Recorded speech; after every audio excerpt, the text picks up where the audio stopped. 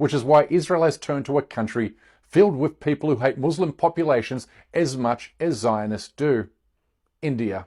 We saw thousands of Indian Hindus volunteer to kill Palestinians in Gaza, and now we see them lining up to rebuild Gaza for Jewish settlers. Eager to submit their job applications, some of these men have camped out for days. Thousands queued here in northern India amid a recruitment drive to send workers to Israel. Fearing unemployment in their home country, some say they're willing to take the risk of entering a war zone. And as we reported in a recent episode, Indian-born soldiers have not only committed atrocities in Gaza during the past 6 months, but also relayed intelligence back to Indian security agencies to help the Modi regime build a blueprint for genocide in Jammu and Kashmir. Remembering that Indian diplomats have already stated publicly that Israel's military actions in Gaza is a model they wish to replicate. Because we already have a model in the world. I don't know why we don't follow it. It has happened in the Middle East. You have to look at if the Israeli people can do it, we can also. Yeah. I think we should. Together, India and Israel are building a sophisticated military partnership. India seeks Israel's help in committing ethnic cleansing in Kashmir, and Israel seeks India's help in committing genocide in Gaza.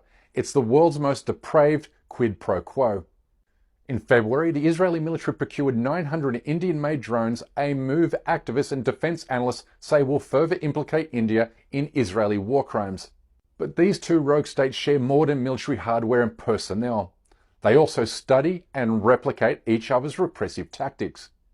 Then there's the question of tactics. Both the Israeli and the Indian army have used maiming as a method of quelling and punishing dissent. Israeli snipers routinely shoot Palestinian protesters in the limbs, whereas in Kashmiri protesters have been shot in the eyes with lead-based pellets. Then there's how civil society is intimidated and attacked routinely. Both call themselves democratic, but they routinely intimidate, attack, or criminalize civil society as well as the media. So in Gaza, for instance, Israel bombs media offices. In Kashmir, they just cut communications for days or even months. India is now the world's leader of internet shutdown. Then there's the use of collective punishment as a way of silencing people. Indian authorities block roads and damage the economy. Israelis control people's movements arbitrarily. For this reason, we should hold grave fears for the future well-being of Muslims in India and Kashmir. Given that we know Israeli soldiers of Indian origin are sharing the details of Israel's genocidal actions with their counterparts in New Delhi. So it's important we take this moment to talk about the current situation for Muslims in India and Kashmir. In short, Muslims stand on the precipice of genocide, one that will more resemble the face-to-face bloodshed that took place in Rwanda 3 decades ago, rather than the military-driven genocide we're seeing in Gaza. During the month of Ramadan, we saw one mosque after another bombed, threatened, and vandalized by Hindu extremists who are being encouraged by members of the Indian government and right-wing Hindu priests to attack, lynch, and rape Muslims wherever they can get their hands on them. We've seen dozens of Muslims murdered in the streets by radicalized Hindu mobs whose violence goes unpunished, and we also saw Muslim students attacked with sticks and rods at Gujarat University while they're performing Ramadan prayers.